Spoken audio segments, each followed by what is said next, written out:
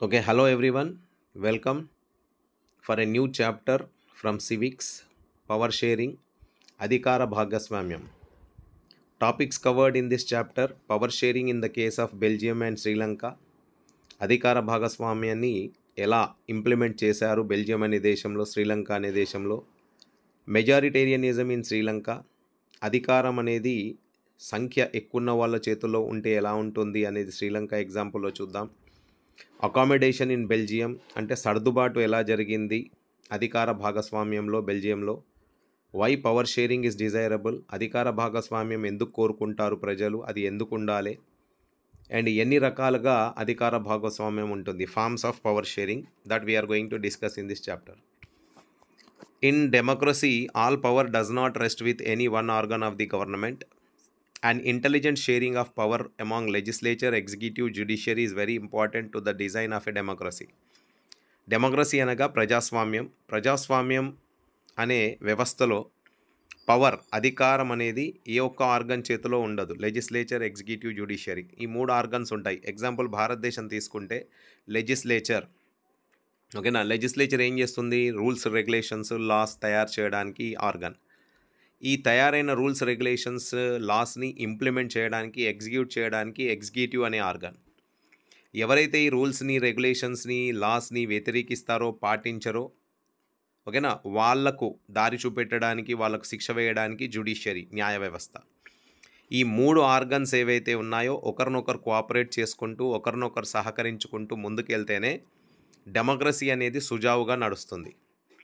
So we carry this idea of power sharing forward. ఇప్పుడు ఇదే విషయాన్ని, ఈ అధికార భాగస్వామ్యం అనే విషయాన్ని మనం ముందుకు తీసుకెళ్దాం చదువుకుంటూ. We start this two stories from Belgium and Sri Lanka. దీనికి ఒక మంచి ఎగ్జాంపుల్గా మనము రెండు దేశాల ఎగ్జాంపుల్ చూద్దాం, Belgium and Sri Lanka. Belgium Europe ఖండంలో ఉంటుంది, శ్రీలంక మన భారతదేశానికి దక్షిణ దిశాన, సౌత్ సైడ్లో ఉంటుంది. Both these stories are about how democracies handle demands for power sharing. ఈ రెండు కథలు కూడా, అంటే బెల్జియంకి సందర్భంలో అండ్ శ్రీలంక సందర్భంలో, ఈ స్టోరీస్ డెమోక్రసీస్ అంటే ప్రజాస్వామ్యంలో, ఓకేనా, పవర్ షేరింగ్ అనే డిమాండ్ వచ్చినప్పుడు దాన్ని ఎలా హ్యాండ్ చేస్తాయో అనే విషయాన్ని మనం తెలుసుకుంటాం ఇక్కడ. The stories yield some general conclusions about the need for power sharing in democracy. So here we will understand how power sharing is important and why power sharing is demanded by the people in democracy we will understand. ఇక్కడ జనరల్గా మనకు ఒక conclusion, ఒక నిర్ణయం అనేది దొరుకుతుంది. Power sharing డెమోక్రసీకి ఎంత అవసరం, పవర్ షేరింగ్ ఉంటే ప్రజాస్వామ్యం అనేది ఎలా సుజావుగా నడుస్తుంది అనేది మనం అర్థం చేసుకుంటాం. So in the case of Belgium and Sri Lanka మనం ఎగ్జాంపుల్స్ చూద్దాం. దాంట్లో ఫస్ట్ బెల్జియం గురించి చూద్దాం. Belgium is a very small country in Europe, smaller in the area than the state of Haryana. ఓకేనా, బెల్జియం అనేది యూరప్ ఖండంలో ఉంటుంది, చాలా చిన్న దేశం ఇది. మన భారతదేశంలో ఉన్న ఒక స్టేట్, రాష్ట్రం ఏదైతే ఉందో హర్యానా కంటే చాలా చిన్నగా ఉంటుంది ఇది. It has borders with France, Netherlands, Germany and Luxembourg. దీనికి, ఓకేనా, ఇటు జస్ట్ ఒక ఎగ్జాంపుల్ చూసుకుంటే ఇది బెల్జియం. ఒక సైడ్లో ఫ్రాన్స్ ఉంటుంది, ఒక సైడ్లో లగ్జంబర్గ్ ఉంటుంది, ఒక సైడ్లో జర్మనీ ఉంటుంది దీనికి, ఓకేనా. నేబరింగ్ కంట్రీస్ లాగా ఉంటాయి. And the ethnic composition of the small country is very complex. ఇక్కడ భిన్న భిన్నమైన, ఓకేనా, జాతి సంఘాలు ఉంటాయి. ఎథనిక్ కాంపోజిషన్ ఆఫ్ పీపుల్ అంటే ఈ జాతి సంఘాలు ఒక్కొక్కరు ఒక్కొక్క భాష మాట్లాడేవాళ్ళు, ఒక్కొక్క విధానాన్ని పాటించేవాళ్ళు, ఒక్కొక్క లైఫ్ స్టైల్ని జీవించే వాళ్ళు ఉంటారు ఇక్కడ. So of the total country's population, 59% lives in the Flemish region and speaks the Dutch region. Okay, so ఇక్కడ మనం ఒక బెస్ట్ ఎగ్జాంపుల్ చూద్దాం. ఇక్కడ టోటల్ కంట్రీలో కనుక గమనిస్తే 59% lives in the Flemish region and speaks Dutch language. మీకు ఇది అర్థమైంది ఇక్కడ. దీన్ని ఎగ్జాంపుల్గా ఇక్కడ చూపెడతాను, ఓకేనా. 59% of the people are living here and this region is called as Flemish region. ఇగో ఇక్కడ ఎల్లో కలర్ చూపెడుతున్నా కదా. ఈ రీజియన్లో నివసిస్తున్న కమ్యూనిటీ ఏదైతే ఉందో, ఎథనిక్ కమ్యూనిటీ, జాతి సంఘాలకు చెందిన వాళ్ళు ఎవరైతే ఉన్నారో వాళ్ళు 59% ఉంటారు. And they are living in this region and this region is called as Flemish region. Okay, next. Another 40% of the people live in the Wallonia region and speak French language. ఓకేనా. And remaining 40% of the people they live here. ఓకేనా. And this region is called as Wallonia region. And this people they speak French language. This people they speak Dutch language. It is Flemish region 59%, and these people are 40% living in the Wallonia region speaking French language. Okay, so you understood, hope so. And remaining 1% of the Belgians speak German language. And remaining 1% they speak German language అంటే ఎక్కడ ఉంది, ఇగో ఈ region ఇదైతే కనిపిస్తుంది కదా, just ఈ region 1% of the people they speak German language, they are living here. And in the capital city Brussels 80% speak French language, and while 20% are Dutch speaking. ఇదే విషయానికి మనం గమనించి చూసినట్లయితే ఇక్కడ 59% ఏమో ఫ్లెమిష్లో ఉన్నారు, 40% ఏమో వెలోనియాలో ఉన్నారు. వీళ్ళేమో వచ్చేసి డచ్ లాంగ్వేజ్ మాట్లాడుతున్నారు, వీళ్ళేమో వచ్చేసి ఫ్రెంచ్ లాంగ్వేజ్ మాట్లాడుతున్నారు. కానీ ఇక్కడ ఇగో ఇది ఎగ్జాంపుల్, ఇది capital city of Belgium. Capital city of Belgium Flemish బ్రూసెల్స్లో ఇక్కడ కథ వ్యతిరేకంగా అంటే విరుద్ధంగా ఉంది కథ. ఏం విరుద్ధంగా ఉంది కథ మనం కనుక గమనించి చూస్తే 80% of the people they are speaking French language and 20% are Dutch speaking people. Total country విషయంలో తీసుకుంటే మాత్రం మనకిక్కడ ఇది మెజారిటీగా కనిపించింది, ఇది 40%గానే ఉంది. కానీ ఇక్కడ బ్రూసెల్స్లో చూస్తే మాత్రం కథ వ్యతిరేకంగా ఉంది, అంటే విరుద్ధంగా ఉంది, అంటే చేంజ్ అయిపోయింది. ఇక్కడ ఎలా చేంజ్ అయిపోయింది, ఇక్కడ ఈ 40% మాట్లాడే వాళ్ళు ఏ భాష, ఇక్కడ వీళ్ళు మాట్లాడేది ఫ్రెంచ్. ఇక్కడ ఫ్రెంచ్ వచ్చేసి 80% అయిపోయింది, అండ్ డచ్ వచ్చేసి 20% అయిపోయింది. అంటే ఫ్రెంచ్ భాష మాట్లాడే వాళ్ళు 80% ఉన్నారు ఇక్కడ, డచ్ భాష మాట్లాడే వాళ్ళు 20% ఉన్నారు ఇక్కడ.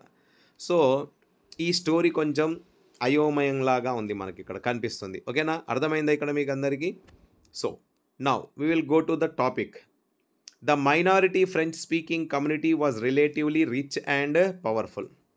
ఎవరైతే 40% ఉన్నారో టోటల్ దేశంలో, వాళ్ళు మైనారిటీ, వాళ్ళ సంఖ్య తక్కువగా ఉంది, 40% ఉన్నారు. కానీ వాళ్ళు రిలేటివ్గా అంటే మనం జనరల్ విధానంలో చూస్తే దే ఆర్ రిచ్ పీపుల్, అంటే వీళ్ళందరూ ధనవంతులు. డబ్బుల పరంలో చూసుకుంటే వీళ్ళు ధనవంతులు అండ్ పవర్ఫుల్, వీళ్ళ చేతిలో అధికారం కూడా ఉంది. ఇది నచ్చలేదు ఎవరికి? This was resented by the Dutch speaking community who got the benefits of economic development and education much later. Belgium అనే దేశం క్రియేట్ అయ్యాక, అది పుట్టాక, ఎప్పటి నుంచి అయితే ఈ ప్రజలు నివసిస్తున్నారో అక్కడ, ఓకేనా, అనాది కాలంగా డచ్ మెజారిటీలో ఉన్నారు, ఫ్రెంచ్ మైనారిటీలో ఉన్నారు. కానీ ఫ్రెంచ్ మాత్రం ధనవంతులుగా మారిపోయారు తొందరగా అండ్ అధికారం చేజిక్కించుకున్నారు. ఇది డచ్ పీపుల్కి నచ్చలేదు.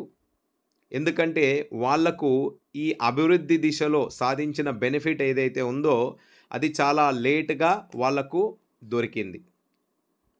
So this led to tension between the Dutch speaking people and French speaking communities during the 1950s and 1960s.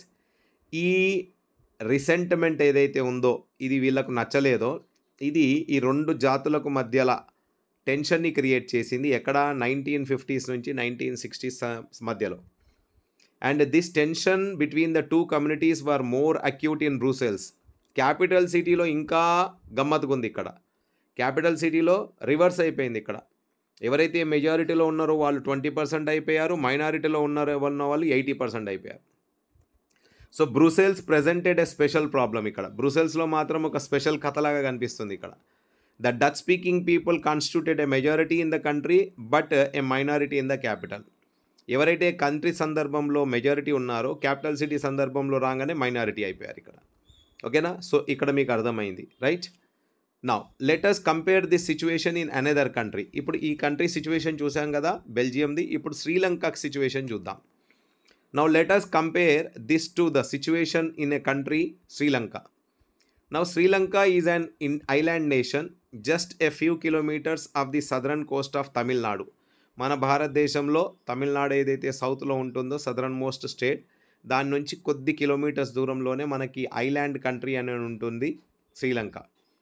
ఓకేనా, and it is also having a population of 2 crores which is similar to Haryana. మన హర్యానా అనే రాష్ట్రంలో ఉన్నంత జనాభా ఇక్కడ ఉంటుంది, 2 కోట్ల జనాభా. Like other nations in the south Asian region, Sri Lanka has a divorce population. ఇక్కడ కూడా ఓకేనా భిన్న భిన్న భాషలు, భిన్న భిన్న జాతి సంఘాలు అండ్ భిన్న భిన్న రిలీజియన్స్కి చెందిన వాళ్ళు ఇక్కడ నివసిస్తున్నారు. The major social group are the Sinhala speaker 74% and the Tamil speakers 18%. ఇక్కడున్న టోటల్ గ్రూప్స్లో 74% ఆఫ్ ది పీపుల్ ఎవరున్నారు, మెజారిటీ ఎవరు వాళ్ళు, major group Sinhala speaker, Sinhala భాష మాట్లాడే వాళ్ళు ఉన్నారు 74%. And Tamil speakers, Tamil language మాట్లాడే వాళ్ళు 18% ఉన్నారు. And among the Tamils there are 2 sub groups. మళ్ళీ తమిళ్ భాష మాట్లాడే వాళ్ళలో కూడా మళ్ళీ 2 గ్రూప్స్ ఉన్నాయి. Tamil natives of the country are called Sri Lankan Tamils which are 13%. Tamil నేషన్కి చెందిన వాళ్ళు అంటే తమిళ్ భాష మాట్లాడే వాళ్ళు ఎవరైతే అదే దేశానికి చెందిన వాళ్ళు, అంటే అదే దేశానికి చెందిన వాళ్ళు అంటే అనాది కాలంగా వలస వచ్చి, భారతదేశం నుంచి వలస వచ్చి ఇక్కడ జీవిస్తున్న వాళ్ళు ఎవరైతే ఉన్నారో వాళ్ళు, వర్కర్స్ ఎవరైతే ఉన్నారో వాళ్ళ పిల్లలు ఇండియన్ తమిళ్స్. ఓకేనా. Then as you can see from the map, Sri Lanka Tamils are concentrated in the north and east of the country. And most of the Sinhala speaking people are Buddhist, while the most of the Tamils are Hindus and Muslims. ఒకవేళ మనం గనుక ఇప్పుడు ఈ map చూస్తే, Sri Lankan map చూస్తే, ఈ శ్రీలంకలో దాదాపుగా నార్దర్న్ రీజియన్లో, ఓకే, నార్దర్న్ రీజియన్లో అండ్ ఈస్టర్న్ రీజియన్లో మనకు ఈ తమిళ్ భాష మాట్లాడే వాళ్ళు కనిపిస్తున్నారు ఇక్కడ. అండ్ రిమైనింగ్ మధ్యలో ఎవరైతే ఉన్నారో, అంటే మిడిల్ ఆఫ్ ది కంట్రీలో ఎవరైతే ఉన్నారో, this part and this part, ఈ సినాలా భాష మాట్లాడే వాళ్ళు కనిపిస్తున్నారు మనకి ఇక్కడ. ఓకేనా. సో వీళ్ళు మెజారిటీలో కనిపిస్తున్నారు. So as you can see the map, Sri Lankan Tamils are concentrated in the north and the east of the country and most of the Sinhala speaking people are Buddhist, while the most of the Tamils are Hindus or Muslims. దీంట్లో నార్త్లో, ఈస్ట్లో తమిళ్స్ ఉన్నారు and central part of the కంట్రీలో మాత్రం Sinhala speaking ఉన్నారు. And Sinhala speaking వాళ్ళు మేజర్గా Buddhism మతాన్ని పాటించే వాళ్ళు ఉన్నారు. అండ్ తమిళ్స్ ముఖ్యంగా హిందూస్గా, ముస్లిమ్స్గా ఉన్నారు. And there are about 7% Christians who are both Tamils and Sinhala. మళ్ళీ దీంట్లో కూడా 7% క్రిస్టియన్స్ ఉన్నారు. దాంట్లో తమిళ్ భాష మాట్లాడే వాళ్ళు ఉన్నారు, సినాలా భాష మాట్లాడే వాళ్ళు కూడా ఉన్నారు. Right. Now just imagine what happened in situations like this. మరి ఇప్పుడు ఈ 2 సందర్భాలు చూసాం, 2 దేశాల సందర్భాలు చూసాం. ఒక దేశంలో కంట్రీ పరంగా ఒక జాతికి చెందిన వాళ్ళు, ఒక భాష మాట్లాడే వాళ్ళు మెజారిటీగా ఉన్నారు, ఇంకో భాష మైనారిటీగా ఉన్నారు. అదే క్యాపిటల్ సిటీకి వచ్చేసరికి మైనారిటీగా ఉన్న వాళ్ళు మెజారిటీగా మారిపోయారు, మెజారిటీగా ఉన్న వాళ్ళు మైనారిటీగా మారిపోయారు. అండ్ శ్రీలంక సందర్భంలో మాత్రం తమిళియన్స్ మైనారిటీగా ఉన్నారు, సినాలా భాష మాట్లాడే వాళ్ళు మెజారిటీలో ఉన్నారు. మరి ఇప్పుడు చూద్దాం ఇక్కడ. In Belgium the Dutch community, so in Belgium the Dutch community could take advantage of the numeric majority and force its will, ఓకేనా, force its will on the French and German speaking population. ఇక్కడ అధికారం అనేది జనాభా ఎక్కువగా ఉన్న వాళ్ళ చేతిలోకి కనుక పోవాలి అనిపిస్తే ఈ డచ్ కమ్యూనిటీ అధికారంలోకి వచ్చేసి వాళ్ళ పెత్తనాన్ని, వాళ్ళ అధికారాన్ని ఫ్రెంచ్ భాష మాట్లాడే వాళ్ళ మీద, జర్మన్ భాష మాట్లాడే వాళ్ళ మీద పెత్తనం చెలాయించుకోవచ్చు. And this would put the conflict among the communities further. ఇలా జరిగితే ఇది గొడవకు దారితీస్తుంది, కాన్ఫ్లిక్ట్కి దారితీసే అవకాశాలు ఉన్నాయి. And this could lead to a very messy partition of the country. ఇది ఇలానే కంటిన్యూ అయితే రేపటికి దేశం విభజనకు గురి అయ్యే అవకాశాలు ఉంటాయి.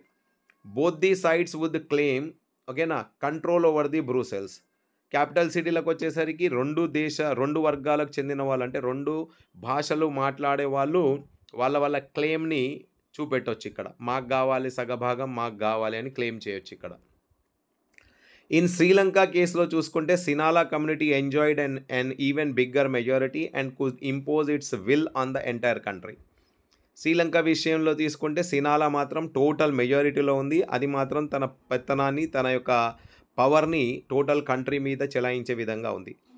Now look at what happened in both these countries. ఇప్పుడు మనము ఒక ఎగ్జాంపుల్ పరంగా చూద్దాం ఇక్కడ ఏం జరిగింది అనేది. ఓకేనా.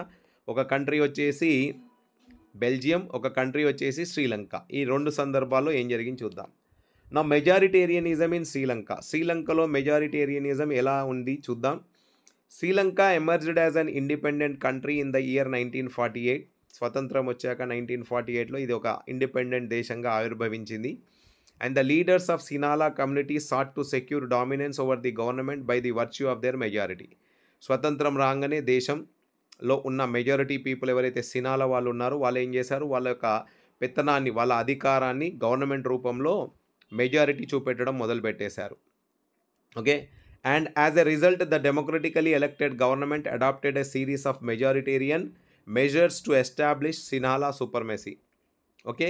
దేశం అనేది స్వతంత్రం సంపాదించిన కొత్తలోనే సినాలా ఎలాగూ మెజారిటీలో ఉన్నారు కాబట్టి వాళ్ళు డెమోక్రటికలీ అంటే ప్రజాస్వామ్యబద్ధంగా ఎలక్ట్ అయి వచ్చారు. ఇక్కడ ప్రభుత్వాన్ని ఫామ్ చేశారు. అండ్ ఫామ్ చేసేసి మెజారిటేరియనిజంని ఇంప్లిమెంట్ చేయడం మొదలుపెట్టేశారు. అంటే వాళ్ళ చేతిలో అధికారాన్ని తీసుకొని అధికారాన్ని చూపెట్టడం మొదలుపెట్టారు. ఎలా కొన్ని మెజర్స్ అంటే కొన్ని పద్ధతులను ఇంప్లిమెంట్ చేయడం మొదలుపెట్టేశారు వాళ్ళ పెత్తనాన్ని చూపెట్టుకుంటూ.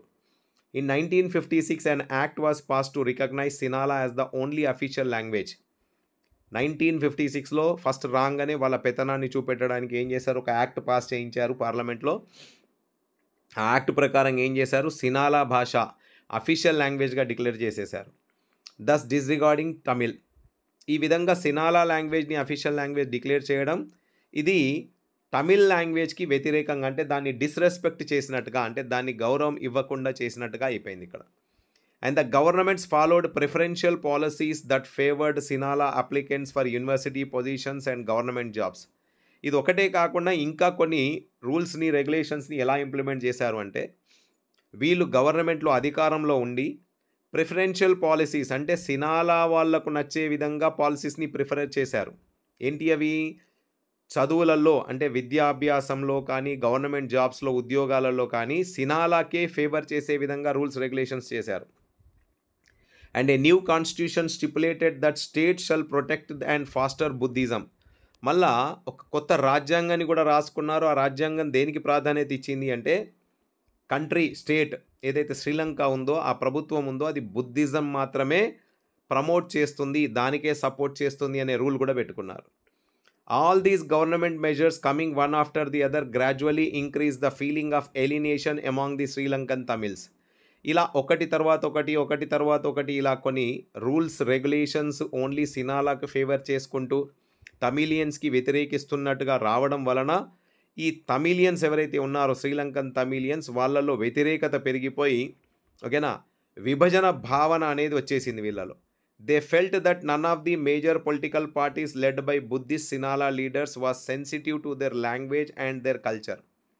అంటే వీళ్ళకు ఒక విషయం ఏం తెలిసింది అంటే, శ్రీలంకలో ఉన్న ఏ పొలిటికల్ పార్టీ అయినా కానీ సినాలా భాషకే సపోర్ట్ చేస్తున్నారు తప్ప మా భాషకు గౌరవం దక్కట్లేదు, మాకు కూడా ఏ రకమైన రికగ్నిషన్ అంటే గుర్తింపు రావట్లేదు అనేది అర్థమైంది వీళ్ళకు.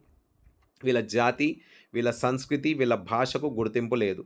They felt that constitution and government policies denied them equal political rights, discriminated against them in getting jobs and other opportunities. Result, the relation between the Sinhala and the Tamil communities strained over time. Okay, rules and regulations, రాజ్యాంగము, ప్రభుత్వము, political parties అన్ని policies ఎలా వచ్చేసాయంటే ఈ తమిలియన్స్కి సమాన హక్కులు ఇవ్వలేదు, రాజకీయ పరంగా, సామాజిక పరంగా. అండ్ వాళ్ళను ఎలా చేశారు అంటే విభజన చేసినట్టుగా, అంటే దూరం చేసినట్టుగా, సపరేట్ చేసినట్టుగా రంగాల్లో, అంటే గవర్నమెంట్ జాబ్స్ రంగాలలో కానీ, చదువు సంధ్యల్లో కానీ, విద్యాభ్యాసంలో కానీ, ఓకేనా. అండ్ ఇలా ఉండడం వల్ల ఏమైపోయింది అంటే సినాలాస్ అండ్ తమిలియన్ కమ్యూనిటీస్కి మధ్యలో దూరం పెరిగిపోయింది, ఓకేనా. Then Sri Lankan Tamils launched parties and struggles for their recognition of Tamil as an official language and for regional autonomy and equality of opportunity in securing education and jobs.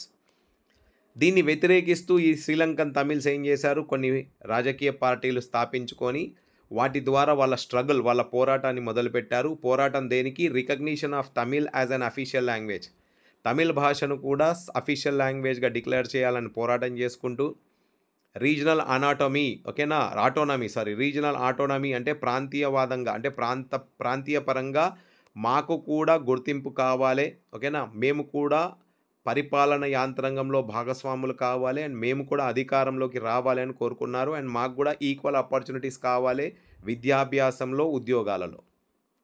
But their demands for more autonomy to provinces populated by Tamils was repeatedly డెనీడ్.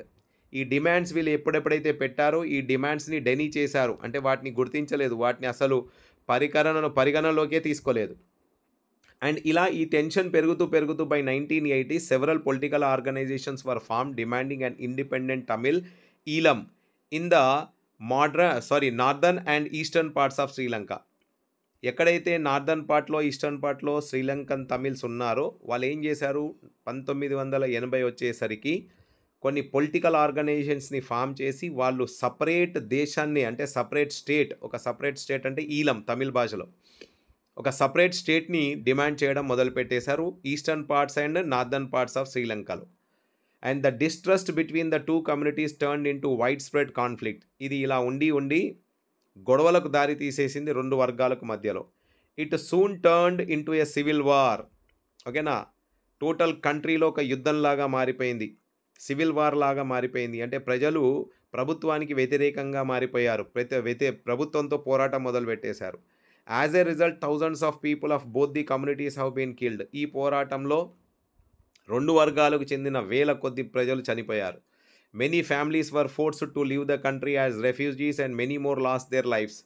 చాలామంది refugees లాగా వలస వెళ్ళిపోవాల్సి వచ్చింది దేశం వదిలేసి, లేదా ఉన్న వాళ్ళు అక్కడనే చనిపోవాల్సి వచ్చింది, చంపేశారు వాళ్ళను.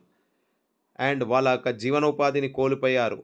And the civil war has caused a terrible setback to the social, cultural and economic life of the country. It ended in the year 2009.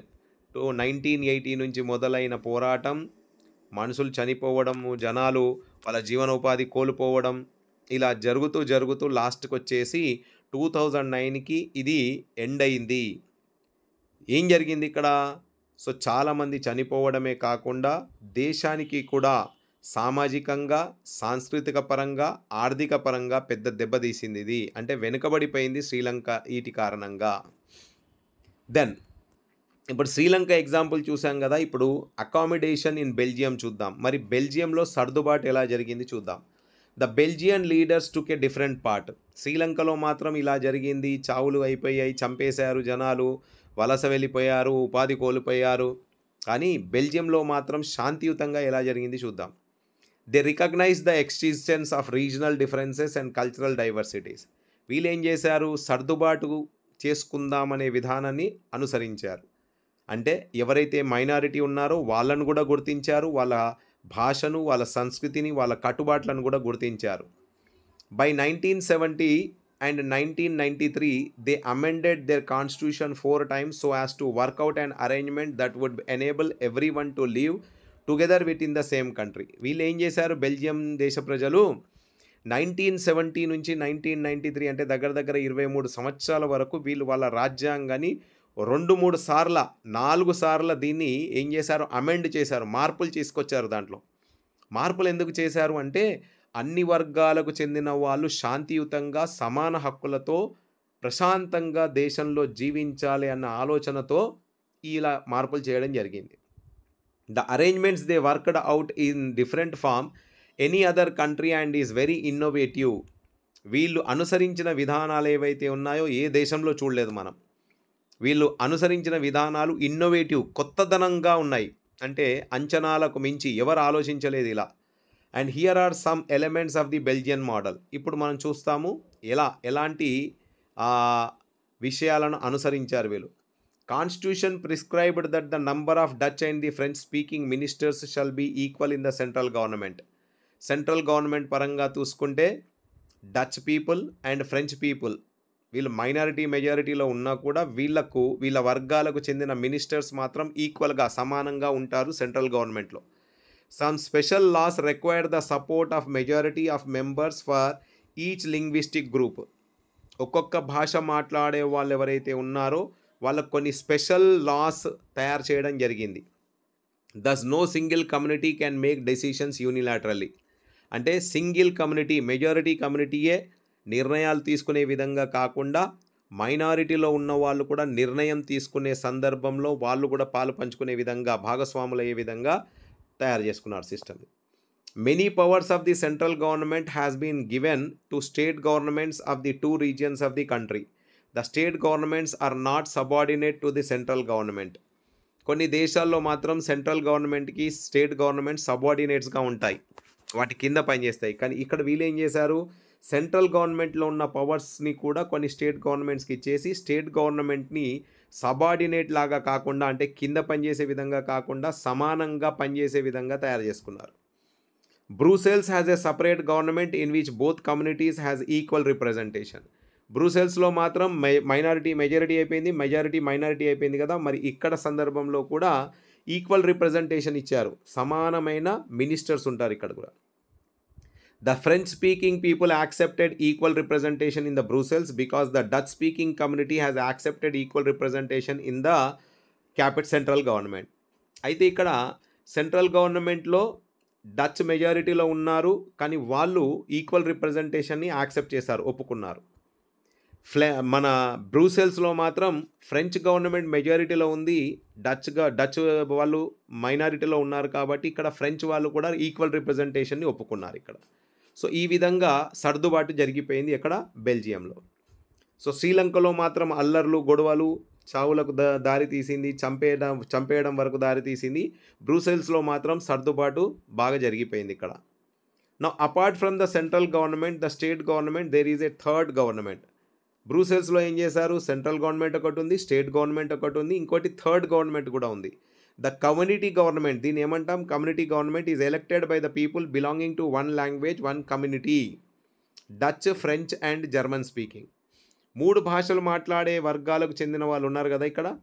So వీళ్ళు ఏం చేశారు అంటే ఒక థర్డ్ గవర్నమెంట్ని స్థాపించుకున్నారు. థర్డ్ గవర్నమెంట్ ఏంటిది, వాళ్ళు ఎక్కడైతే మెజారిటీ ఉన్నారో అక్కడ వాళ్ళ ద్వారా ఆ కమ్యూనిటీ గవర్నమెంట్, ఫ్రెంచ్ ఎక్కడైతే మెజారిటీ ఉన్నారో ఆ ప్రాంతంలో వాళ్ళ ద్వారా కమ్యూనిటీ గవర్నమెంట్, జర్మన్ ఎక్కడైతే మెజారిటీలో ఉన్నారో వాళ్ళ ద్వారా స్థాపించే community government. And the governments has the power regarding cultural, education and language related issues. ఈ ప్రభుత్వాలు ఏవైతే ఉన్నాయో కమ్యూనిటీ గవర్నమెంట్స్, వాళ్ళకు దేని మీద హక్కులు ఉన్నాయి, ఏ ఏ అంశాల మీద వాళ్ళు తమ అధికారాన్ని చెలాయించవచ్చు, కల్చరల్ సాంస్కృతిక పరంగా, ఎడ్యుకేషన్ విద్యాభ్యాసానికి సంబంధించి, లాంగ్వేజ్ భాషకు సంబంధించిన ఇష్యూస్ మీద వీళ్ళు రూల్స్ అండ్ రెగ్యులేషన్స్ తయారు చేసుకోవచ్చు ఇక్కడ. And you might find the Belgian model very complicated. ఇలా చూస్తే మనకి ఏమనిపిస్తుంది, అబ్బా ఇది ఏంద్రబాయ్ తిరకాస్ లాగా ఉంది అన్నట్టు అనిపిస్తుంది కదా, కానీ it indeed is very complicated even after for people living in Belgium, but these arrangements have worked very well so far. ఇక్కడ చూస్తే అక్కడున్న జనాలకు కూడా మనకు కూడా విచిత్రంగా అనిపిస్తుంది కావచ్చు, కానీ ఇప్పటి వరకు అయితే మాత్రం ఇది చాలా సుజావుగా జరుగుతుంది. And they help to avoid civic strife between the 2 major communities and a possible division of the country on the basis of linguistic lines. ఇలా చేయడం వలన వాళ్ళు తప్పించుకున్నారు. దేని నుంచి తప్పించుకున్నారు, దేశ విభజన నుంచి తప్పించుకున్నారు, లేకపోతే దేశ విభజన జరిగిపోయి ఉండేది. And many countries of Europe came together to form the European Union. Brussels was chosen as its headquarter. ఇలా శాంతియుతంగా అందరూ ప్రజలు సమానంగా సమాన హక్కులతో జీవిస్తున్నారు కాబట్టి బ్రూసెల్స్లో ఎప్పుడైతే ఐరోపా ఖండంలో ఓకేనా యూరోపియన్ యూనియన్ అనే సంస్థను స్థాపించాలని నిర్ణయం తీసుకున్నారో యూరోప్ దేశాల వాళ్ళందరూ, వాళ్ళు ఏం చేశారు అంటే ఈ బ్రూసెల్స్లో ఉన్న పద్ధతిని చూసి, ఇక్కడ శాంతియుతంగా జీవిస్తున్న ప్రజల్ని చూసి, ఆ యూరోపియన్ యూనియన్ ఒక హెడ్ క్వార్టర్స్ని బ్రూసెల్స్లో స్థాపించాలని నిర్ణయించుకొని అక్కడ స్థాపించారు. అంటే అక్కడ ఉన్న పరిస్థితులను చూసి, అంటే పీస్ఫుల్ ప్రాంతంగా. Right here now what do we learn from these 2 stories of Belgium and Sri Lanka. మనం ఏం నేర్చుకున్నాం, బోత్ ఆర్ డెమోక్రసీస్, 2 ప్రజాస్వామ్య దేశాలే. Yet they dealt with the question of power sharing differently. 2 దేశాలు ప్రజాస్వామ్యాన్ని అనుసరిస్తున్నాయి, కానీ 2 దేశాలు 2 మార్గాలను అనుసరించాయి. ఒక మార్గమేమో సర్దుబాటు, ఒక మార్గమేమో మెజారిటీ పెత్తనం చెలాయించడం. In Belgium, the leaders have realized that the unity of the country is possible only by respecting the feelings and interests of the different communities and the regions. Belgium వాసులు మాత్రం ఏం గమనించారు అంటే దేశ అభివృద్ధి, దేశంలో శాంతి నెలకొల్పాలి, దేశంలో అందరు సమానంగా జీవించాలంటే మైనారిటీ ఉన్న వాళ్ళ హక్కులను కూడా గుర్తించాలి, వాళ్ళను కూడా అధికారంలో సమాన భాగం ఇవ్వాలని గుర్తించేశారు. Such a realisation resulted in mutual acceptable arrangements for power sharing. అలా వాళ్ళు ఒప్పుకున్నారు కాబట్టి పవర్ షేరింగ్ అంటే అధికార భాగస్వామ్యం అనేది సక్సెస్ఫుల్ అయింది ఇక్కడ. అదే శ్రీలంక కేసులో చూస్తే it shows a contrasting example. ఇది భిన్నంగా ఉంది. It shows us that it majority community wants to force its dominance over others and refuses to share the power. It can undermine the unity of the country. ఇలా శ్రీలంక విషయంలో చూసుకుంటే మాత్రం majority సంఖ్య ఎవరిదైతే ఎక్కువ ఉన్నదో వాళ్ళు మా చేతిలోనే అధికారం ఉండాలి, మాదే పెత్తనం ఉండాలి, మాదే పై చేయి ఉండాలి అనే అంశంతో ముందుకెళ్లారు. కాబట్టి దేశంలో గొడవలు, అల్లర్లు, ఓకేనా, ఇలాంటి విషయాలు చూడడం జరిగింది ఇక్కడ, right. So power sharing in terms of Belgium and power sharing in terms of Sri Lanka. Now next topic చూద్దాం మనం ఇక్కడ. Why power sharing is desirable. అసలు పవర్ షేరింగ్ ఎందుకు కోరుకుంటారు ప్రజలు? Thus 2 different sets of reasons can be given in favour of the power sharing. మనం ఇక్కడ 2 reasons చూస్తాము. 2 reasons why power sharing is necessary. First reason చూద్దాం. Power sharing is good because it helps to reduce the possibility of conflict between 2 social groups. Belgium విషయాన్ని చూస్తే మనకు power sharing ఎందుకు అవసరమో తెలిసిపోతుంది. శ్రీలంక విషయంలో చూస్తే మనకు పవర్ షేరింగ్ ఎందుకో అవసరం అనేది తెలిసిపోతుంది.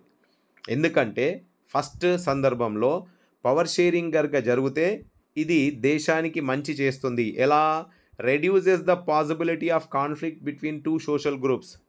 ఓకేనా, భిన్న భిన్న వర్గాలకు, భిన్న భిన్న జాతులకు చెందిన వాళ్ళు ఎక్కడైతే ఉంటారో అక్కడ ఇద్దరి మధ్యలో ఘర్షణ జరగకుండా, అల్లర్లు గొడవలు జరగకుండా, దేశ విభజన జరగకుండా శాంతియుతంగా పరిష్కారం దొరుకుతుంది.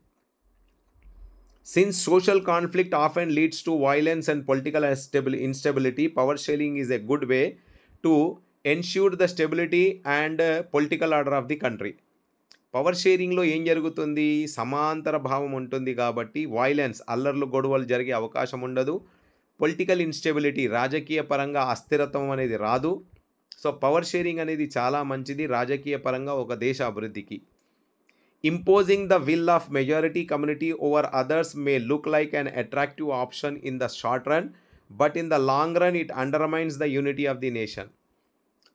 సంఖ్యలో ఎక్కువ వాళ్ళు, జనాభాలో ఎక్కువ వాళ్ళు తమ పెత్తనాన్ని, తమ అధికారాన్ని సంఖ్యలో తక్కువ వాళ్ళ మీద, మైనారిటీ మీద చెలాయించే ప్రయత్నం చేయొచ్చు. అది కొద్ది సమయం వరకు బాగానే అనిపిస్తుంది, కానీ లాంగ్ రన్లో ఉంటూ సమయం గడుస్తున్న కొద్దీ దేశం యొక్క, ఓకేనా, ఏమంటాం, ఐక్యతను దెబ్బతీసే విధంగా ఉంటుంది. ఓకేనా, దేశంలో ఉన్న ప్రజల మధ్యలో ఐక్యత దెబ్బతినే అవకాశం ఉంటుంది. యూనిటీ ఆఫ్ ది నేషన్ దెబ్బతింటుంది. Tyranny of majority is not just oppressive for minority, it often affects majority adversely as well. అంటే ఈ పెత్తనం ఏదైతే మెజారిటీ వాళ్ళది ఉందో అది ఉంటూ రాబోయే రోజుల్లో మైనారిటీని క్షీణించపరచడమే కాకుండా మెజారిటీ మీద కూడా తమ ప్రభావాన్ని చూపెడుతుంది రాబోయే రోజుల్లో. And there is a second reason, deeper reason why power sharing is good for democracies. రెండో రీజన్ కూడా ఉంది, కానీ అది చాలా డీప్గా ఆలోచించాలి. Power sharing is very spirit of democracy.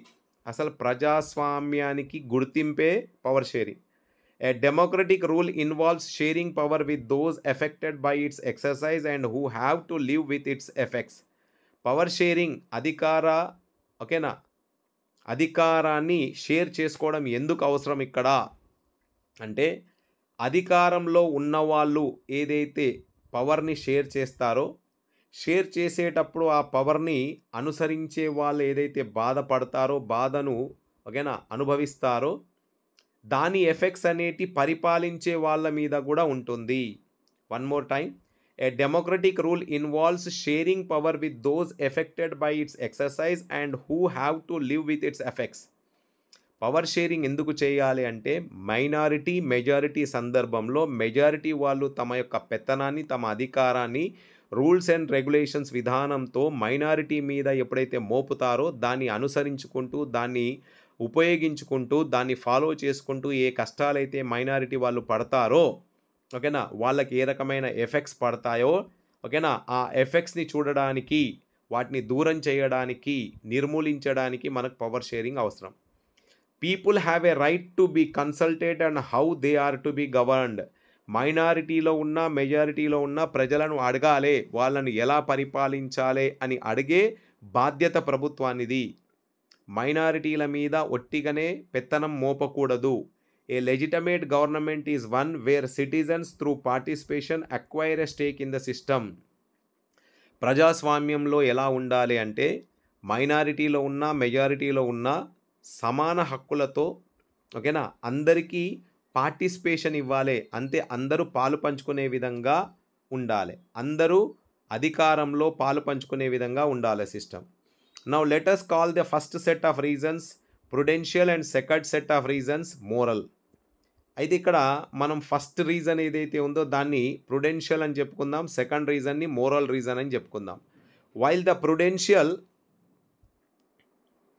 The prudential reasons stress the power sharing will bring out better outcomes and moral reasons emphasize the very act of power sharing is valuable.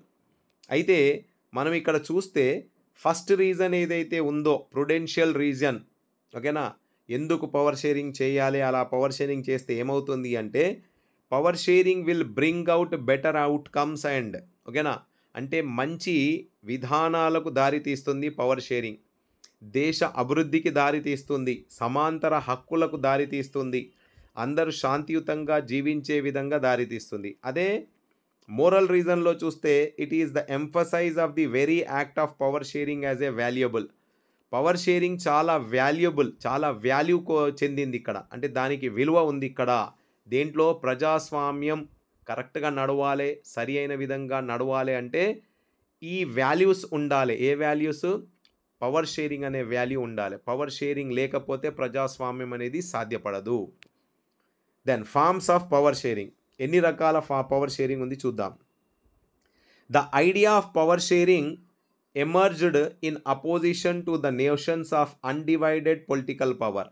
Power sharing అసలు రావడానికి వెనకాల reasons ఏంటి అంటే notions of undivided political power divide కాకూడదు అనే notion కారణంగా power sharing రావడం జరిగింది.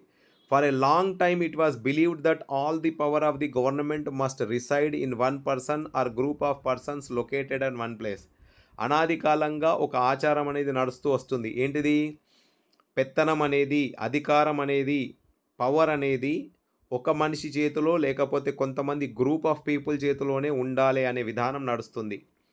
It was felt that if the power to decide is dispersed, it would not be possible to take quick decisions and to enforce them. అయితే అప్పట్లో ఒక ఆచరణ ఏముండేది అంటే నిర్ణయాలు తీసుకునే శక్తి, పెత్తనం చెలాయించే శక్తి, అధికారం చెలాయించే శక్తి 10 మంది కంటే ఎక్కువ మంది చేతుల్లో కనుక ఉంటే నిర్ణయాలు తీసుకోవడం లేట్ అవుతుంది, నిర్ణయాలు తీసుకోవడానికి కష్టంగా మారుతుంది అనే ఆచరణ ఉండేది. But these notions have changed with the emergence of democracy. ఈ పద్ధతులు, ఈ ఆచరణలు, ఈ ఆలోచనలు అనేటివి ఉంటూ మారిపోయాయి. ప్రజాస్వామ్యం పెరుగుతున్న కొద్దీ, ప్రజాస్వామ్యం పట్ల గౌరవం పెరుగుతున్న విధంగా చూస్తే ఈ నోషన్స్ అన్నీ మారిపోయాయి. One basic principle of democracy is that people are the source of the political power. అంటే ప్రజాస్వామ్యంలో ఒక బెస్ట్ ఫ్యూచర్ ఏముంది అంటే ప్రజలు, ప్రజాస్వామ్యం. అందుకే ఏమంటున్నాము, ప్రజల ద్వారా స్థాపించబడ్డ ప్రభుత్వం, ప్రజల ద్వారా ఎన్నికైన లీడర్స్, నాయకులు ప్రభుత్వాన్ని ఫామ్ చేసి ప్రజలు ఓకేనా డిసైడ్ చేసిన రూల్స్ అండ్ రెగ్యులేషన్స్ ప్రకారంగా ప్రజలను పరిపాలిస్తారు. సో ఈ ఫ్యూచర్ ఏదైతే ఉందో ఓకేనా, democratic principle, democracy is the people are the source of political power. రాజకీయం అనేది ప్రజలతోనే నడుస్తుంది, రాజకీయ పార్టీలు అనేటివి కూడా ప్రజలతోనే నడుస్తాయి అనే అంశం మీద ప్రాధాన్యత ఇవ్వడం జరిగింది. And in democracy people rule themselves. ప్రజాస్వామ్యంలో ప్రజలు తమకు తామే పరిపాలించుకుంటారు through institutions of self government. ఓకేనా, సెల్ఫ్ గవర్నమెంట్ చెప్పాను కదా, తమకు తాము పరిపాలించుకోవడం. And in good democratic government due respect is given to diverse groups and views that exist in a society. మంచి ప్రజాస్వామ్యం అంటేనా గుడ్ గవర్నమెంట్, మంచి ప్రభుత్వం ఎక్కడైతే ఉంటుందో, అధికారం ఎక్కడైతే ఉంటుందో అక్కడ డైవర్స్ గ్రూప్స్ అంటే భిన్న భిన్న వర్గాలకు చెందిన వాళ్ళు, భిన్న భిన్న జాతి వర్గాలకు చెందిన వాళ్ళకు కూడా సమానమైన హక్కులు ఇవ్వడం, సమాంతరంగా వాళ్ళని చూడడం, వాళ్ళని గౌరవించడం, వాళ్ళ భాష, వాళ్ళ సంస్కృతి, వాళ్ళ ఆచరణలను కూడా గౌరవించడం, గుర్తించడం అనేది జరుగుతుంది. And every one has a voice in the shaping of the public policies. ప్రజల కొరకు తయారు చేసే పాలసీస్ ఏవైతే ఉంటాయో దాంట్లో అందరు భాగస్వాములు అవుతారు. Therefore, it follows that in democracy, political power should be distributed among as many citizens. అందుకే ప్రజాస్వామ్యంలో ఏమంటాం మనము, డెమోక్రసీలో పొలిటికల్ పవర్, రాజకీయ పరంగా అధికారం ఏదైతే ఉంటుందో అది అందరిలో డివైడ్ కావాలి, అందరిలో ఉండాలి. And in modern democracies power sharing arrangement can take many forms. ఇప్పుడున్న పరిస్థితులలో ప్రజాస్వామ్యంలో మాత్రం పవర్ షేరింగ్ అనేది డిఫరెంట్ ఫార్మ్స్లో మనకు కనిపిస్తుంది. Let us look at some of the most common arrangements that we have or will come to see across. ఇప్పుడు మనము చూడబోతున్న forms of power sharing. First of all, power is shared among different organs of the government such as legislature, executive and judiciary. Now let us call this horizontal distribution of power because it allows different organs of the government placed at the level to exercise the different powers. ఇప్పుడు first power sharing ఫామ్ని మనం చూస్తున్నాం. ఇక్కడ power sharing అనేది legislature, executive and జ్యుడిషియరీకి మధ్యలో జరుగుతుంది. దీన్ని మనం ఇలా హారిజాంటల్ పవర్ షేరింగ్ అంటాం. అంటే ఇలా హారిజాంటల్గా first legislature, then executive, then judiciary, ఈ ముగ్గురు మధ్యలో పవర్ షేరింగ్ జరుగుతూ ఉంటుంది. దీన్ని హారిజాంటల్ పవర్ షేరింగ్ అని కూడా అంటాం. Separation ensures that none of the organs can exercise unlimited powers. ఇలా చేయడం వలన లెజిస్లేచర్ కానీ, ఎగ్జిక్యూటివ్ కానీ, జ్యుడిషియరీ కానీ ఇండివిజువల్గా అన్నిటి మీద పెత్తనం చెలాయించలేవు. కొన్ని అంశాల మీద ఒక్కొక్క ఆర్గన్కి పెత్తనం చెలాయించే హక్కు ఇవ్వడం జరిగింది. Each organ checks the other. ఒక్కొక్కరు ఒకరిని చెక్ చేస్తూ ఉంటారు. Each organ checks the other and this results in balance of power among the various institutions. ఇలా ఉండడం వలన ముగ్గురి మధ్యలో ఒక బ్యాలెన్స్ లాంటిది కనిపిస్తుంది మనకి ఇక్కడ. సో ఈ ముగ్గురు మధ్యలో ఏదైతే బ్యాలెన్స్ ఉందో ఆ బ్యాలెన్స్ సుజావుగా కార్యకలాపాన్ని నిర్వహించడానికి ఉపయోగపడుతుంది. Now last year we studied that in democracy even though ministers and government officials exercise power, they are responsible to the parliament or state assemblies. Last year అంటే 9వ తరగతిలో 9th క్లాస్లో మీరు చదువుకున్నది డెమోక్రసీ లెసన్. దాంట్లో మీరు చదువుకున్నది ఏంటిది, even though in democracy ministers and government officials exercise power, అంటే మంత్రులు కానీ ప్రభుత్వం కానీ తమ పవర్ని ఇంప్లిమెంట్ చేస్తుంది కదా, అయినా వాళ్ళు they are responsible to the parliament or state assemblies. మంత్రివర్గాలు ఎవరైతే ఉంటారో వాళ్ళు వాళ్ళ అధికారాన్ని చెలాయిస్తారు, కానీ వాళ్ళు ఎవరికి రెస్పాన్సిబుల్గా ఉంటారు, వాళ్ళు ఎవరికి ఆన్సరబుల్గా ఉంటారు, పార్లమెంట్కి అండ్ స్టేట్ అసెంబ్లీస్కి. Similarly though judges are appointed by the executive, they can check the functioning of the executive or laws made by the legislature. అయితే న్యాయశాఖలో జ్యుడిషియరీలో జడ్జిలను నియమించేది ఎగ్జిక్యూటివ్సే, కానీ ఈ న్యాయ వ్యవస్థ ఏదైతే ఉందో అది ఎగ్జిక్యూటివ్ని కూడా చెక్ చేస్తుంది. లెజిస్లేచర్ తయారు చేసిన రూల్స్ అండ్ రెగ్యులేషన్స్ని కూడా చెక్ చేస్తుంది. అంటే ఒకరినొకరు సపోర్ట్ చేసుకుంటూ ఒకరినొకరు చెక్ చేసుకుంటూ ఉంటారు ఇక్కడ. This arrangement is called as a system of checks and balances. ఈ సిస్టమ్ని మనం ఏమంటాం, ఒక రకంగా చెక్ చేసుకుంటూ మంచిగా ఉన్నాయా, వ్యతిరేకంగా ఉన్నాయా, ప్రజలకు ఏమైనా నష్టపరిచే విధంగా ఉన్నాయా, అయితే మార్పులు తీసుకురావాలని కోరుకుంటూ చెక్స్ అండ్ బ్యాలెన్సెస్ అంటే బ్యాలెన్స్లో నడుస్తూ చెక్స్ చేసుకుంటూ ఒకరినొకరు నడిపించుకుంటారు.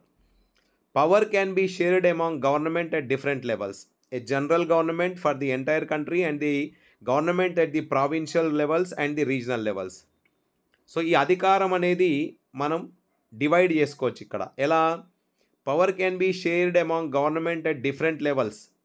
ఒకటి జనరల్ గవర్నమెంట్ ఉంటుంది టోటల్ కంట్రీ కొరకు, and provincial or regional governments ఉంటాయి. జస్ట్ లైక్ మన దేశం ఎగ్జాంపుల్ తీసుకుంటే మనకు సెంట్రల్ గవర్నమెంట్ ఉంది, కేంద్ర ప్రభుత్వం, ప్లస్ అన్ని రాష్ట్రాలకు రాష్ట్ర ప్రభుత్వం ఉంది, ప్లస్ మళ్ళీ అన్ని రాష్ట్రాల్లో మళ్ళీ లోకల్ గవర్నమెంట్స్ ఉన్నాయి.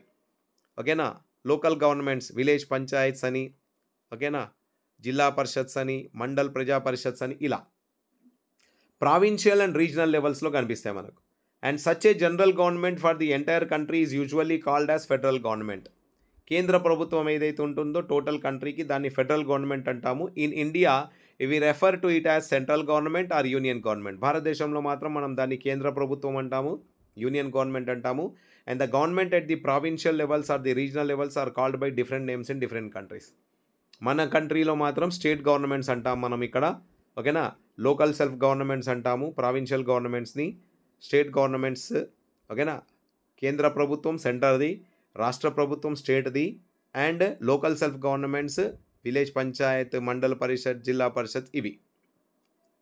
Then in India we call them state governments and this system is not followed in all the countries. అన్ని దేశాలలో ఈ సిస్టమ్ని అనుసరించరు. There are many countries where there are no provincial or state governments, but in those countries like ours where there are different levels of government, the constitution clearly lays down the power of different levels of the government. మన దేశం లాంటి భారతదేశంలో ఎక్కడైతే మనకు కేంద్ర ప్రభుత్వం, రాష్ట్ర ప్రభుత్వం, లోకల్ సెల్ఫ్ గవర్నమెంట్స్ ఏవైతే ఉన్నాయో అక్కడ క్లియర్గా మెన్షన్ చేయడం జరిగింది మన రాజ్యాంగంలో ఎవరి పవర్స్ ఎవరికి ఎంత, ఎవరెవరు ఏ ఏ అంశాల మీద నిర్ణయాలు తీసుకుంటారు, రూల్స్ అండ్ రెగ్యులేషన్స్, లాస్ తయారు చేస్తారు. And that is what they did in Belgium. ఇదే బెల్జియం విషయంలో జరిగింది. But was refused in Sri Lanka. శ్రీలంకలో మాత్రం వ్యతిరేకించారు. And this is called federal division of power. ఇలా చేస్తేనే దీన్ని ఏమంటాం మనము, ఫెడరల్ డివిజన్ ఆఫ్ పవర్ అంటాం. And the same principle can be extended to levels of the government lower than the state government such as municipality and Panchayat. Okay, ఇలానే మనము మన దేశంలో చూస్తాము. కేంద్ర ప్రభుత్వం కింద రాష్ట్ర ప్రభుత్వం కింద మున్సిపాలిటీస్, పంచాయత్ రాజ్ సిస్టమ్స్, ఓకేనా, village panchayats, Mandal Parishads, right here. Now let us call division of power involving higher and lower levels of government which is called as vertical division. ఫస్ట్లో చూసింది మనము హారిజాంటల్ చూసాము ఇలా, ఓకేనా, హారిజాంటల్ పవర్ డివిజన్ చూసాము. ఇప్పుడు దీన్ని నెక్స్ట్ దాన్ని మనము వర్టికల్ డివిజన్ ఆఫ్ పవర్ని చూద్దాం. Power may also be shared among different social groups such as the religious and linguistic groups. ఓకేనా, ఫస్ట్ చూసింది మనము పవర్ షేరింగ్ ఇలా హారిజాంటల్గా, ఇప్పుడు ఏం చూస్తాము ఇలా వర్టికల్గా చూస్తాం మనం, right here. So vertical power sharing ఎలా ఉంటుంది, ఏ ఏ గ్రూప్స్ మధ్యలో ఉంటుంది చూద్దాం. సో ఈ వర్టికల్ పవర్ షేరింగ్ అనేది రిలీజియస్ గ్రూప్స్కి మధ్యలో, లింగ్విస్టిక్ గ్రూప్స్ అంటే భాషలు మాట్లాడే గ్రూప్స్ అండ్ మతాలకు సంబంధించిన గ్రూప్స్ ఏవైతే ఉంటాయో వాటి మధ్యలో.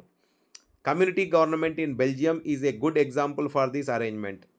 కమ్యూనిటీ గవర్నమెంట్ ఏదైతే ఉంది కదా, జర్మన్ భాష మాట్లాడే వాళ్ళు, వాళ్ళకు ఒక group of government, local government అన్నాము, కమ్యూనిటీ గవర్నమెంట్ అన్నాము. ఫ్రెంచ్ మాట్లాడే వాళ్ళు వాళ్ళ గవర్నమెంట్, అండ్ డచ్ భాష మాట్లాడే వాళ్ళు వాళ్ళ గవర్నమెంట్. సో ఇది బెస్ట్ ఎగ్జాంపుల్ మనం బెల్జియం విషయంలో చూడొచ్చు. In some countries, there are constitutional legal arrangements whereby social and weaker sections and women are represented in the legislature and administration. కొన్ని దేశాల్లో మాత్రం రాజ్యాంగ పరంగా ఖచ్చితంగా వీళ్ళకు కొన్ని అరేంజ్మెంట్స్ ఉంటాయి, లీగల్ అరేంజ్మెంట్స్ న్యాయబద్ధంగా. సోషల్లీ వీకర్ సెక్షన్స్ అంటే సమాజంలో ఆర్థికంగా, సామాజికంగా ఎవరైతే వెనుకబడిన తరగతులకు చెందిన వాళ్ళు ఉంటారో, అండ్ విమెన్ ఆడవాళ్ళు ఉంటారో, వాళ్లకు లెజిస్లేచర్స్లో, అడ్మినిస్ట్రేషన్ పరిపాలనలో వీళ్లకు భాగస్వాముల్ని చేస్తారు. లాస్ట్ ఇయర్ అంటే 9th క్లాస్లో we studied the system of reserved constituencies.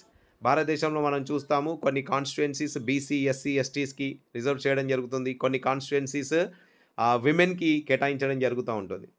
This type of arrangement is meant to give space in the government and administration to diverse groups. ఇలా చేయడం ఎందుకు అంటే ఎవరైతే వెనుకబడిన తరగతులు ఉన్నారో, ముఖ్యంగా ఆడవాళ్ళు ఉన్నారో, వాళ్లకు పరిపాలన యాంత్రాంగంలో, అధికారంలో వాళ్ళను కూడా భాగస్వాములను చేయడం. And who otherwise would feel alienated from the government. ఇలా చేయకపోతే వాళ్ళు సమాజం నుంచి దూరం చేసినట్టుగా భావిస్తారు కాబట్టి. And this method is use to give minority communities a fair share in the power. ఇలా చేయడం వల్ల ఏం జరుగుతుంది అంటే మైనారిటీ ఎవరైతే ఉన్నారో వాళ్ళకు కూడా ఈక్వల్ సమాన హక్కులు ఇవ్వడం అనేది జరిగింది, right. Okay, so power sharing arrangements can also be seen in the way political parties, pressure groups and movements control or influence those in power. So power sharing అనేది మనం జనరల్గా ఇక్కడ కూడా చూడొచ్చు. ఎక్కడ పొలిటికల్ పార్టీస్ సందర్భంలో, ఓకేనా, రాజకీయ పార్టీలు వాళ్ళు ఏం చేస్తారు అంటే ప్రభుత్వం మీద ప్రెషర్ని తీసుకొస్తారు. ఏవైనా రూల్స్ అండ్ రెగ్యులేషన్స్ ప్రభుత్వం తీసుకొచ్చినప్పుడు వాటి మీద ప్రభావం చూపెడుతుంది. అంటే ప్రజలకు వ్యతిరేకంగా ఉంది, ప్రజలకు నచ్చదు, ప్రజలకు నష్టం పరిచే విధంగా ఉందని అన్నప్పుడు కొన్ని పొలిటికల్ పార్టీస్ ప్రెషర్ తీసుకొచ్చే ప్రయత్నం చేస్తాయి, just like opposition parties. And in democracy the citizens must have freedom to choose among various contenders for power. మళ్ళీ డెమోక్రసీలో కూడా పొలిటికల్ పార్టీస్ ఉంటాయి. అంటే ప్రజాస్వామ్యంలో ప్రజలకు ఒక స్వేచ్ఛ అనేది ఉండాలి. అంటే పరిపాలిస్తున్న పార్టీ ఏదైతే కరెక్ట్గా లేదు అని అనిపించినప్పుడు మళ్ళీ కొత్త పార్టీని వాళ్ళు నియమించుకునే విధంగా, అంటే ఎలక్ట్ చేసుకునే విధంగా వీళ్ళకు స్వేచ్ఛ అనేది ఉండాలి. సో వాళ్ళకు నచ్చలేదు అంటే దాంట్లో మార్పులు తీసుకొచ్చుకునే స్వేచ్ఛ అనేది కూడా ప్రజలకు ఉండాలి. And in contemporary democracies this takes the form of competition among different parties.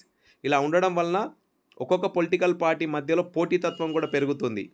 అంటే మేము ప్రజలకు మంచి చేస్తాము అంటే మేము మంచి చేస్తామని పోటీతత్వం పెంచుకుంటారు. And such competition ensures that power does not remain in one hand.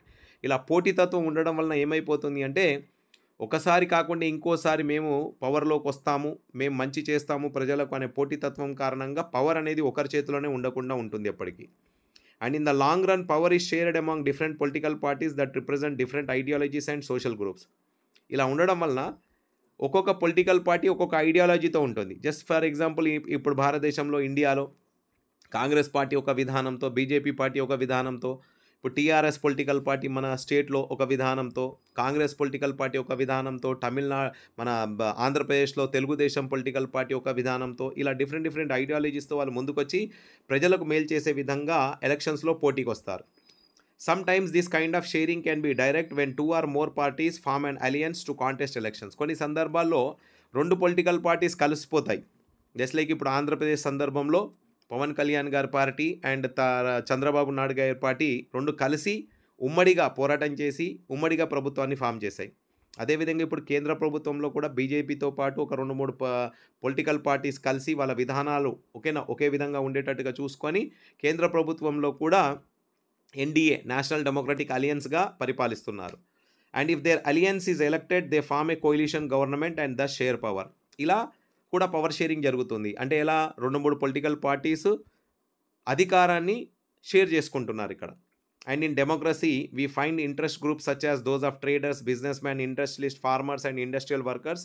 They also will have a share in the government power either through participation in the government committees or bringing influence on the decision making process. ఇలా కాకుండా కొన్ని వర్గాలకు చెందిన వాళ్ళు, అంటే కొన్ని గ్రూప్స్కి చెందిన వాళ్ళు, జస్ట్ లైక్ రైతుల గ్రూపు, ఇండస్ట్రియలిస్టుల గ్రూపు, బిజినెస్ మ్యాన్ల గ్రూపు, ట్రేడర్స్ల గ్రూపు, ఓకేనా, వీళ్ళు కూడా శ్రామికులు ఎవరైతే ఉంటారో వాళ్ళ గ్రూప్స్, యూనియన్స్ని ఫామ్ చేసి వాళ్ళు కూడా ప్రభుత్వం మీద ఓకేనా ఒత్తిడి తీసుకొచ్చి మాకు ఈ విధానాలు నచ్చలేదు, ఈ విధానాలలో మార్పులు తీసుకురండి అని. జస్ట్ లైక్ మనం ఒక వ్యతిరేకత చూసాం రైతులది, ఓకేనా, 1 year, 1.5 year, 2 years బ్యాక్ ఢిల్లీలో పెద్ద ఎత్తున రైతుల వ్యతిరేకత జరిగింది కదా. పాలసీస్ నచ్చలేదు అని, అంటే ప్రభుత్వం తీసుకొచ్చిన పాలసీస్ నచ్చలేదు అని వాళ్ళు వ్యతిరేకతను తెలియజేసే ప్రయత్నం చేశారు. ఓకేనా, ధర్నాలు, స్ట్రైకులు, హర్తాల్స్ చేశారు అలా. సో ఈ విధంగా గవర్నమెంట్లో కూడా భాగస్వాములు కావచ్చు కొన్ని గ్రూప్స్. ఇక్కడ వాళ్ళు కూడా కమిటీస్ ఫామ్ చేసి వాళ్ళ యొక్క పవర్ని షేర్ చేసుకుంటారు, లేదంటే ప్రభుత్వం మీద ఒత్తిడి తీసుకొచ్చి వాళ్ళ ఇన్ఫ్లుయెన్స్ని తెలియజేసుకునే ప్రయత్నం చేస్తారు.